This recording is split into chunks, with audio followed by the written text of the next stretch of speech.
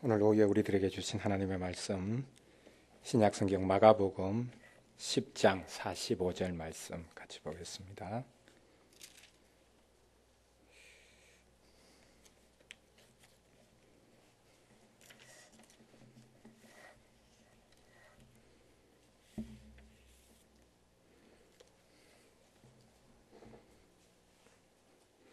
마가복음 10장 45절 말씀,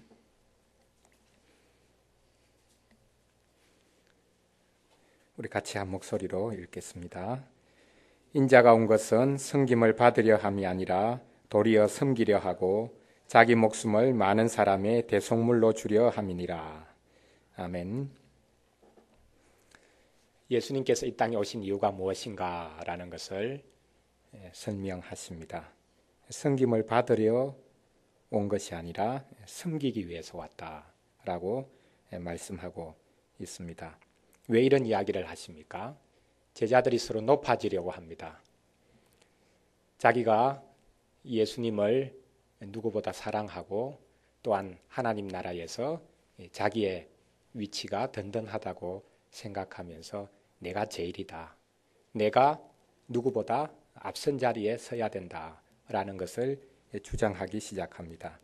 그래서 43절에 보면 이런 문맥 가운데서 말씀하십니다. 너희 중에 누구든지 크고자 하는 자는 너희를 섬기는 자가 될 것이다. 너희 중에 누구든지 어뜸이 되고자 하는 자는 모든 사람의 종이 되어야 할 것이다. 하나님의 나라의 원리는 세상 원리와 전혀 다르다라는 사실을 말씀합니다.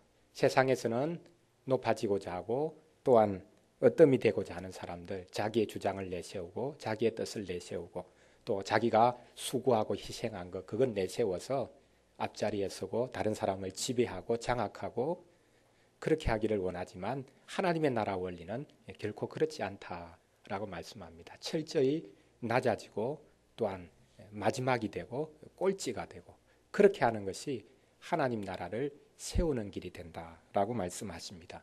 인자가 온 것이 바로 이것을 위해서 왔다라고 말씀하십니다.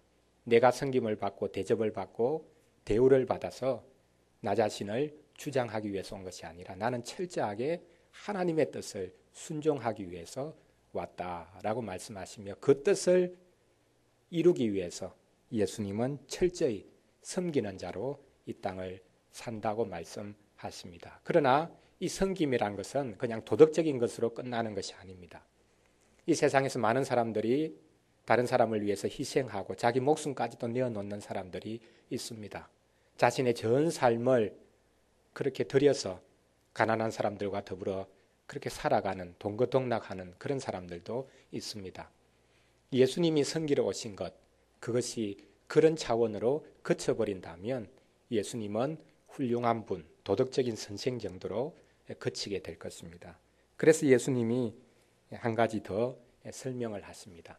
내가 온 것은 섬기기 위함뿐만 아니라 나의 목숨을 많은 사람들의 대속물로 주려 합니다. 라고 말씀하고 계십니다. 예수님의 목숨을 들여서 많은 사람들을 살려내기 위한 것이다. 예수님 자신의 생명과 많은 사람의 목숨을 바꾸기 위한 것이다. 라고 말씀하고 있습니다. 사람 중에서는 이런 사람이 있을 수가 없습니다.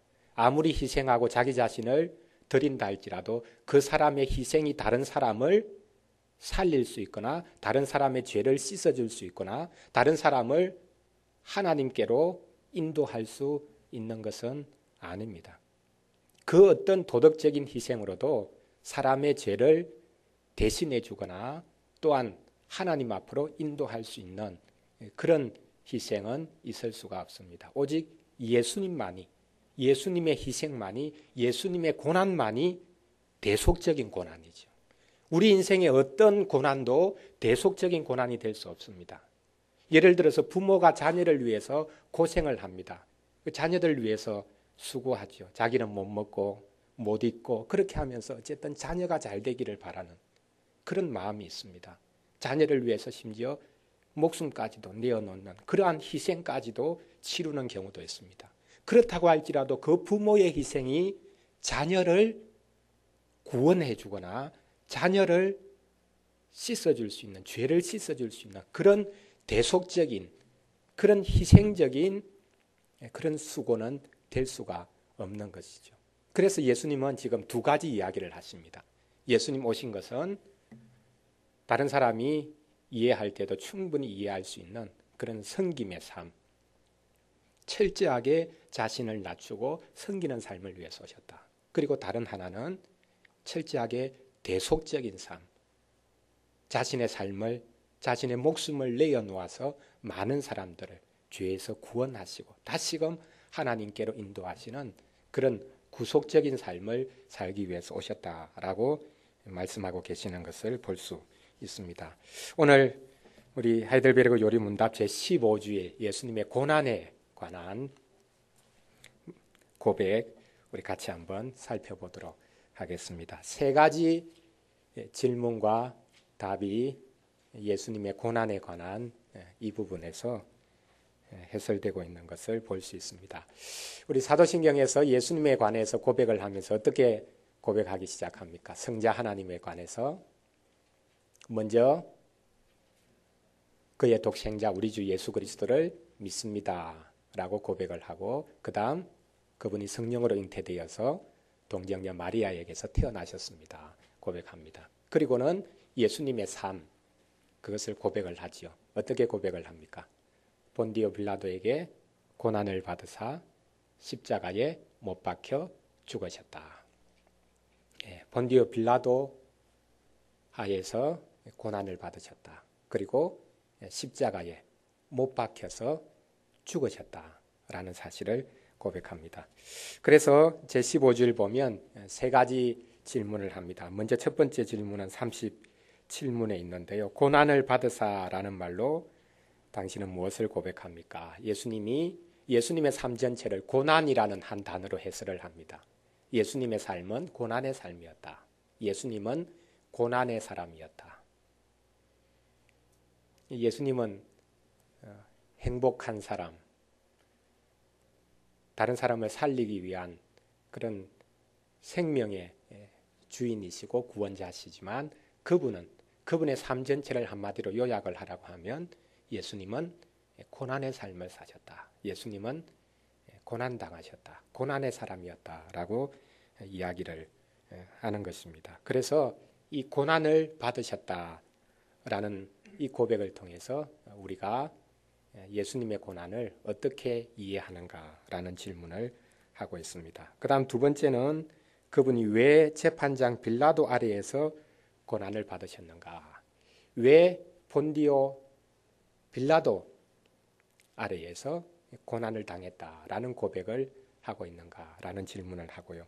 마지막으로는 그리스도께서 십자가에 못 박히셨다. 십자가에 못 박혀 돌아가셨다라는 것이 달리 다른 방식으로 돌아가신 것보다 특별한 의미가 있는가? 굳이 그런 방식으로 돌아가신 이유가 있는가? 그것이 우리를 위해서 어떤 의미가 있는 것인가? 다른 방식의 죽음과 십자가에 달려 돌아가심의 죽음, 이 차이는 무엇인가? 라는 질문을 하고 있습니다. 먼저 예수님이 고난을 받으셨다.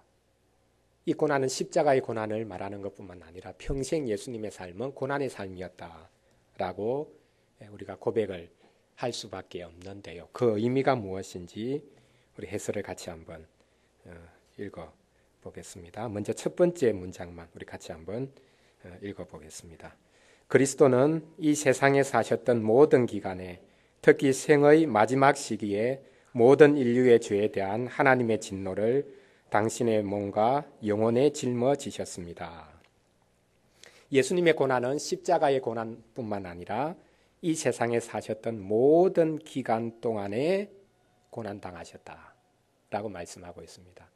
우리는 종종 예수님의 고난하면 십자가만 떠올립니다. 그러나 예수님은 이 땅에 오신 그 순간부터 이 땅을 떠나실 그때까지 계속 매 순간마다 고난당하셨다. 그런데 이것을 우리가 언뜻 이해하기는 힘듭니다.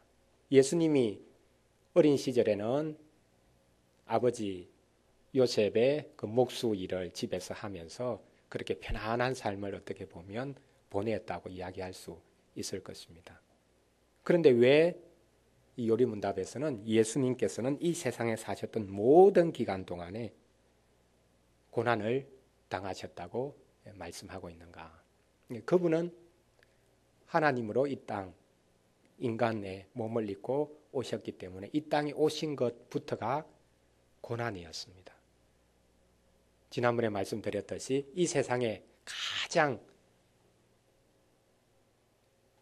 부유한 사람이, 아무것도 부족함이 없는 사람이 한순간에 이 세상에서 가장 비천한 자리에 떨어진다면 그 고통과 그 아픔이 얼마나 크겠습니까? 그런 것과 비교할 수 없는 하나님께서 인간이 되셔서 이 땅에 오셨기 때문에 실은 이것은 예수님이 자발적으로 선택하신 길이었음에도 불구하고 어떤 세상의 것과도 비교할 수 없는, 우리가 우리의 머리로 측량할 수 없는, 또 내가 나 자신이 낮아지는 경험을 아무리 했다 할지라도 그것과 결코 비교할 수 없는 그런 낮아지심, 그런 고난의 자리에 스스로 처하여지셨다라는 것을 우리가 생각할 수밖에 없습니다.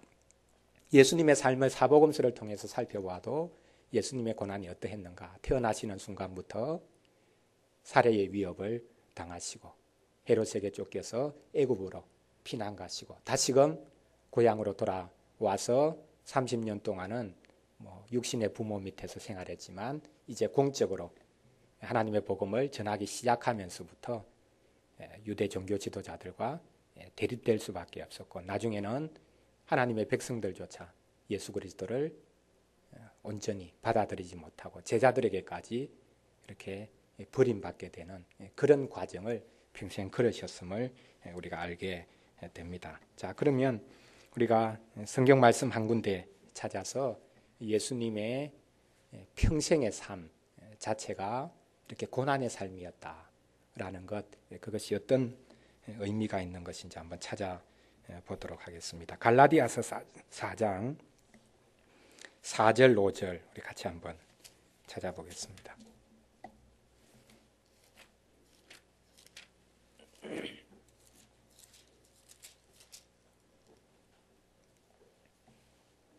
갈라디아서 4장 4절 5절 우리 같이 읽겠습니다. 때가 참에 하나님이 그 아들을 보내사 여자에게서 나게 하시고 율법 아래에 나게 하신 것은 율법 아래에 있는 자들을 속량하시고 우리로 아들의 명분을 얻게 하려 하심이라. 하나님께서 유일하게 아들이라고 부를 수 있는 분은 성자 하나님, 우리 주 예수 그리스도 분이신데 아들 되시는 그분께서 때가 참에 하나님께서 그 아들을 세상에 보내셨다. 어떤 방식으로 보내셨습니까? 그냥 공중에서 이 땅에 내려보내신 것이 아니라 여자에게서 나게 하시고 우리가 똑같은 사람이 되게 하시고 그 여자에게서 나게 하신 것에 또 더 분명한 의미를 그 뒤에 밝히기를 율법 아래에서 나게 하셨다라고 말씀하고 있습니다. 우리 모든 인생은 율법 아래에서 나는 자들입니다. 율법의 요구가 우리에게 있고 율법의 그 요구에 순종하지 못하는 우리에게 또 율법의 저주가 있죠. 그래서 율법 아래에서 났다. 우리는 율법 아래에 있다라고 말하는 것. 이것이 우리 인생됨의 의미입니다. 여자에게서 났고 율법 아래 우리는 난 자들이다. 그런데 하나님께서 예수 그리스도를 여자에게서 나게 하시고 율법 아래에서 나게 하셨다. 철저하게 그 율법의 멍에를 짊어지고 산 삶. 그것이 예수님의 삶이었다. 율법으로부터 자유로운 그분께서, 율법을 주신 그분께서 예수님이 산상보원에서 율법을 새롭게 해석하시지 않습니까? 그 의미가 뭡니까? 실은 예수 그리스도가 자기 백성에게 율법을 주십니다.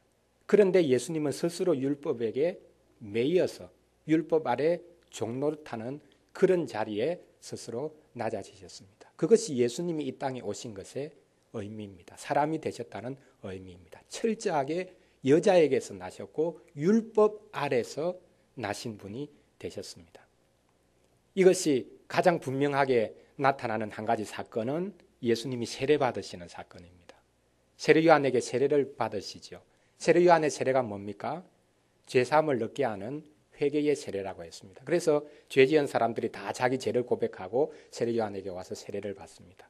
군사들도 와서 세례를 받고 세리들도 와서 세례를 받고 또 모든 죄인들이 와서 자기 죄를 고백하고 세례를 받습니다. 근데 예수님께서도 세례 요한에게 와서 세례를 받겠다고 합니다. 요한이 안 된다고 하지요. 어떻게 그럴 수 있습니까? 그러나 이렇게 해야 하나님의 뜻을 이룰 수 있다. 왜 그렇습니까? 예수님이 스스로 죄인이 되셨습니다. 율법의 멍에 아래 서셨습니다. 율법 아래 나신 자가 되셨습니다. 그래서 죄가 없는 그분께서 마치 죄인인 것처럼 죄인이 되셨고 그래서 회개의 세례를 받아야 될 분처럼 그렇게 행동하고 계시는 것을 볼 수 있습니다. 이렇게 예수님께서 이 세상에 사셨던 모든 기간 자체가 실은 고난의 삶이었고 율법 아래서 나신 그런 분으로 사셨습니다. 그리고 특히 생의 마지막 순간에 모든 인류의 죄에 대한 하나님의 진노를 짊어지셨습니다. 이 십자가의 의미가 무엇입니까? 모든 인류의 죄에 대한 하나님의 진노를 짊어진 것을 말합니다. 십자가가 당시에 가장 극악한 사형의 그런 형벌 제도였지만 그래서 로마 시민들에게는 아무리 큰 죄를 지은 사람도 절대 십자가형은 그렇게 선고하지 않았거든요. 로마 시민이 아닌 사람 중에 가장 무거운 죄를 지었다고 생각합니다. 또 특별히 로마를 향해서 반역하는 사람들에 대한 그런 벌로서 십자가 형벌을 선고했습니다. 그런데 예수님께서 생의 마지막 순간에 십자가 지신 이것은 단지 정치적인 그런 것이 아니라 모든 인류의 죄에 대한 하나님의 진노를 짊어진 것이다 라고 말씀하고 있습니다. 그래서 그분의 십자가는 자신의 몸과 영혼에 하나님의 진노 전체를 짊어지신 것입니다. 예수님의 몸이 십자가에 달리셨습니다. 고통스러우셨겠지요. 그러나 예수님보다 더 극심한 육체적인 고통을 당한 이들도 있었을 것입니다. 많은 순교자들이 초대교회 때 있었는데 예수님보다 더 고통을 자기가 더 받아야 된다. 예수님은 의인이시고 자기는 죄인인데 똑같이 예수님처럼 십자가 지는 것은 자기에게는 너무 가분한 거니까 더 극악한 방식으로 자기가 십자가를 져야 되겠다. 그렇게 해서 베드로 같은 경우에는 뭐 십자가에 거꾸로 달려서 죽었다. 뭐 그런 전설까지 있지 않습니까? 그럼에도 불구하고 예수님의 고난을 따라갈 수 있는 것이 없지요. 어떤 순교자라도 예수님보다 더 극심한 육체적인 고통을 당해서 더 오랜 시간, 더 극악한 방식으로 십자가 아니 다른 방식으로 죽었다 할지라도 그것이 더 극심한 것이 될 수 없습니다. 왜 그렇습니까? 예수님은 몸으로 하나님의 진노를 짊어진 것뿐만 아니라 그의 영혼이, 죄 없는 영혼이 우리 모든 인류의 죄를 담당해서 십자가 지셨기 때문에 그분의 고통은 유일한 고통이다. 그런 의미에서 가장 극심한 고통이었다라고 말할 수밖에 없죠. 육체적인 것만을 말하는 것이 아닙니다. 십자가를 바라볼 때 예수님이 얼마나 고통당하셨을까? 그 육체적인 그 고난만을 생각한다면 그것이 우리에게 큰 의미가 없습니다. 로마 천주교의 신심 중에 하나는 어떤 것입니까? 예수님의 십자가에 매달리신 예수님의 그 고난당하시는 모습, 그것을 늘 묵상하는 것이죠. 예수님이 저렇게 고난당하셨다. 끔찍한 고난을 당하셨다. 그러나 그것에 예수님의 육체가 당한 고난 그것에만 집중한다면 그것이 우리의 구원과는 크게 상관이 없습니다. 그 육체적인 고난에만 집중을 한다면 훨씬 더 고난당한 사람, 그 사람을 생각하고 묵상하는 것이 더 나을 수도 있습니다. 더 위대한 순교자들도 있습니다. 예수님보다 더 장렬한 모습으로 마지막 죽음을 맞이한 그런 위대한 순교자들, 성자들도 많이 있기 때문입니다. 그런 의미에서 요리문답에서는 예수님이 모든 기간 동안 이 땅에 사셨던 모든 기간 동안 고난을 당하셨고, 특히 마지막 순간에 그분이 당하신 고난은 모든 인류의 죄에 대한 하나님의 진노를 자신의 몸뿐만 아니라 영혼, 그 전체에 짊어지셨다라고 해설하고 있는 것을 볼 수 있습니다. 그 다음 두 번째, 우리가 사도신경을 통해서 예수님의 고난에 관해서 이야기할 때 재판장 본디오 빌라도 아래에서 고난을 받았다라고 고백을 하는데, 이 고백의 의미가 무엇인가라는 것, 우리 38문 답 해설에 있는데요. 우리 같이 한번 읽어보겠습니다. 그리스도는 죄가 없지만 세상의 재판장에게 정죄를 받으셨으며 이로써 우리에게 임할 하나님의 준엄한 심판에서 우리를 구원하셨습니다. 왜 사도신경에서 어떻게 보면 애매하게 그 본디오 빌라도가 끌려 들어가지요.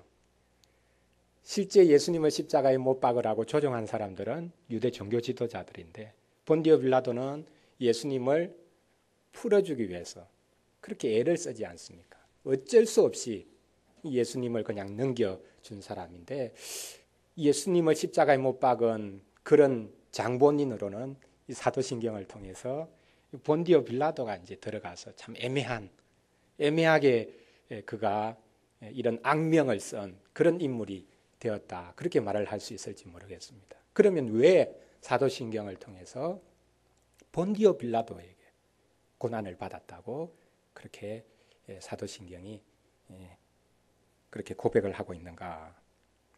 첫 번째 측면은 아마도 역사적인 것일 것입니다. 예수님이 실제로 이 땅을 사셨던 분이고 로마 치하에서 그분이 실제 십자가에 달려 돌아가신 분이다. 초대교회 때부터 예수 그리스도, 그분의 역사성, 그분의 인간됨, 그것에 대해서 부인하는, 오늘 오전에도 공부했지만 그 영지주의 사상들, 이런 것들이 일어나기 때문에 예수님이 실제 사람이셨다, 예수가 그리스도셨다, 그리고 그분이 실제로 십자가에서 고난을 당하셨다. 고난 당하기 전에 그리스도가 예수님을 떠나간 것이 아니라 예수님 그분이 그리스도시고 그분이 실제로 십자가에서 고난을 당하시고 죽으셨다. 그때가 바로 로마 치하였고 본디오 빌라도가 이스라엘의 총독으로, 로마 총독으로 파견되어서 실제로 그가 법적인 선고를 해서 예수님이 돌아가셨다. 그 역사적인 사실을 분명하게 언급하는 부분이죠. 그래서 예수님의 고난은 그냥 생각 속에만 있는 그런 고난이 아니라 실제 역사 속에서 이루어진 고난입니다. 우리 기독교는 철저하게 역사적인 종교죠. 구원의 시점이 있습니다. 하나님께서 인간이 되어서 이 땅에 오신 때가 있습니다. 그리고 실제로 그분이 고난 당하신 장소와 그 시간이 분명히 있는 것입니다. 그러나 단지 역사적인 것만을 이야기하는 것이 아닙니다. 본디오 빌라도에게서 고난을 받으셨다라고 말씀하고 있는 것은 법적인 선고가 이루어졌다. 공식적으로 예수 그리스도께서 정죄를 받아서 십자가에 달려 돌아가셨다라는 사실을 강조하는 측면이 있습니다. 세상 법정에서 이루어지는 것, 그것은 잘못될 수 있습니다. 그렇지 않습니까? 특별히 요즘 같은 경우에는 법정에서 이루어지는 선고, 이런 것들이 뭐 유전, 무죄, 무전, 유죄, 뭐 그런 말들 많이 하지 않습니까? 사람이 법적인 자리에 서서 재판을 선고하는 것이 잘못될 수 있는 가능성이 많습니다. 그럼에도 불구하고 그것은 하나님께서 그 자리에서 세워주신 그 사람이 직분자로서 법적인 선고를 하는 것입니다. 그래서 본디오 빌라도 아래에서 고난을 받으셨다라고 하는 것은 하나님께서 맡기신 그 권세, 그 권세로 본디오 빌라도가 재판을 했고 그 공적인 재판을 받아서 예수 그리스도께서 십자가에 달려 돌아가셨기 때문에 그분이 받은 십자가형은 단순히 겉으로 보면 정치적인 것인지 모르겠지만 하나님의 심판을, 법적인 선고를 받아서 죽으신 것이다 라는 사실을 우리에게 보여주고 있습니다. 그래서 여기 해설에서는 그리스도는 죄가 없지만 세상의 재판장에게 정죄를 받으셨다. 그래서 우리에게 이 말, 하나님의 준엄한 심판에서 우리를 구원해 주셨다.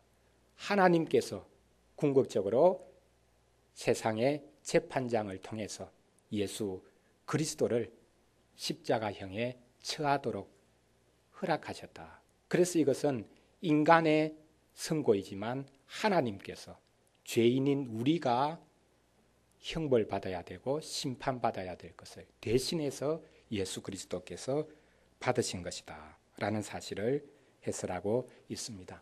간접적으로 빌라도도 이 사실을 인정할 수밖에 없었지요. 본인이 사형 선고를 그렇게 내렸지만 예수님은 죄가 없는 분이다. 이분이 죄가 없는데 왜 내가 죽여야 되는가? 그래서 두 번, 세 번 계속해서 죄가 없는데 왜 죽이려고 하는가? 그렇게 했을 때 유대 종교 지도자들은 계속해서 압력을 가합니다. 당신이 이 사람을 십자가형에 처하지 않으면 당신이 로마의 황제 가이사의 친구가 아닙니다. 반역하는 사람입니다. 로마 황제를 대적하는 사람입니다. 자기가 스스로 왕이라고 하는 사람입니다. 이런 사람을 살려주면 됩니까? 그렇게 계속 압력을 넣어서 어쩔 수 없이 죄가 없지만 십자가형에 처하여진 것을 우리가 알고 있습니다. 그래서 죄가 없지만 세상의 재판장에게 정죄를 받았다. 그래서 하나님의 준엄한 심판에서 우리를 구원해 주셨다라고 말씀하고 있습니다. 고린도후서 5장 21절 우리 한번 찾아보겠습니다. 뒤에 우리 관련 성경 구절에도 있는데요. 6번 한번 보시죠. 6번에 보면 고린도후서 5장 21절 있습니다. 우리 같이 한번 읽어보겠습니다. 하나님이 죄를 알지도 못하신 자로 우리를 대신하여 죄를 삼으신 것은 우리로 하여금 저희 안에서 하나님의 의가 되게 하려 하심이니라. 죄를 알지 못하신 분, 그분을 우리를 대신해서 죄로 삼으셨다. 그래서 죄인으로 선고되시고 사형 선고를 받으신 것이죠. 죄를 전혀 알지 못하신 분, 십자가에 달려 돌아가실 죄가 없는 분입니다. 그럼에도 불구하고 우리를 대신해서 죄인이 되셨고 사형 선고를 받으셨습니다. 그래서 우리가 하나님 앞에서 의로움을 입을 수 있는 그런 복을 누리게 된 것입니다. 마지막 세 번째 질문은 예수님이 십자가에 달려 돌아가신 그 방식에 대한 설명입니다. 십자가에 못 박히신 것, 그것이 다르게 돌아가신 것, 그것과 무슨 차이가 있는가? 그것이 특별한 의미가 있는 것인가? 질문을 하고 있습니다. 같이 한번 우리 답 읽겠습니다. 그렇습니다. 십자가에 달린 자는 하나님께 저주를 받은 자이므로 그가 십자가에 달리심은 내게 임한 저주를 대신 받은 것이라고 나는 확신하게 됩니다. 왜 십자가에 달려 돌아가셨는가? 순교자 스데반은 돌에 맞아 죽었죠. 그 순교가 더 극적일 수 있습니다. 예수님의 십자가보다도요. 돌 하나하나에 맞아서 그가 고통스럽게 죽어갔던 그 사실 우리가 알고 있습니다. 그러면 스데반의 그 돌에 맞아 죽은 것, 그 순교와 예수님이 십자가 달려 죽으신 것의 차이가 무엇인가? 십자가에 달린 것은 우리가 구약 성경에서도 이미 예언을 했듯이 하나님께 저주받은 것이다. 나무에 달린 자는 저주받아 죽은 것이다 라는 그 말씀을 이루기 위한 방식입니다. 뒤로 한번 넘기셔서 관련 성경 구절 7번 한번 보시죠. 신명기 21장 23절에서 말씀합니다. 그 시체를 나무 위에 밤새도록 두지 말고 당일에 장사하여 내 하나님 여호와께서 내게 기업으로 주시는 땅을 더럽히지 말라. 나무에 달린 자는 하나님께 저주를 받았음이니라. 나무에 달려 죽은 자는 저주의 죽음을 죽은 것이다. 자, 나무에 달려서 공중에 있습니다. 이 의미가 뭐냐 하면 쉽게 말하면 하늘에서도 하나님께 저주를 받았고 땅으로부터도 내침을 받아서 공중에 매달려 있다 이런 의미입니다. 그러니까 하늘에도 속할 수 없고 땅에도 속할 수 없고 하나님으로부터도 저주를 받았고 땅으로부터도 내침을 받아서 공중에 매달려서 이제 죽는 것입니다. 그럼에도 불구하고 그 시체가 밤이 되는데 그 나무에 매달려 있으면 어쨌든 땅과 연결이 되어 있기 때문에 땅 자체도 이 사람 때문에 저주를 받기 때문에 반드시 나무에서 해가 지기 전에는 내려가지고 그냥 무덤에 묻어야 됩니다. 무덤에 묻는다는 것은 그냥 정상적으로 이렇게 매장을 한다는 의미가 아니라 이제는 완전히 이 땅에서 제거되어졌다. 음부로 내려갔다라는 그런 지하 세계로 완전히 내려가 버렸다라는 것입니다. 그래서 나무에 달린 것, 단지 나무에 달린 것 자체가 저주가 되는 것이 아니라 이 의미는 하나님으로부터도 저주받고 땅으로부터도 내침을 받아서 결국 완전한 저주, 이 세상 어디에도 소속될 수 없는 그런 저주받은 자로서의 죽음을 말했던 것입니다. 바로 이 죽음을 예수님께서 죽으셨다라는 것. 그래서 예수님의 죽음은 그냥 자연사한 죽음, 질병으로 죽는 죽음, 더 나아가서 돌에 맞아서 죽는 죽음, 그런 죽음과는 달리 하나님의 저주를 예수님이 온전히 받으셨다라는 것을 우리에게 보여주고 있습니다. 그래서 그가 십자가에 달리심은 내게 임한 저주를 대신 받은 것이라고 나는 확신하게 됩니다. 그래서 예수님의 십자가를 바라보면 이것은 내가 받아야 할 저주를 예수님이 대신 받으셨다. 그래서 이제 나는 더 이상 하나님의 저주를 받을 수가 없는 것이죠. 받을 필요가 없는 것이죠. 종종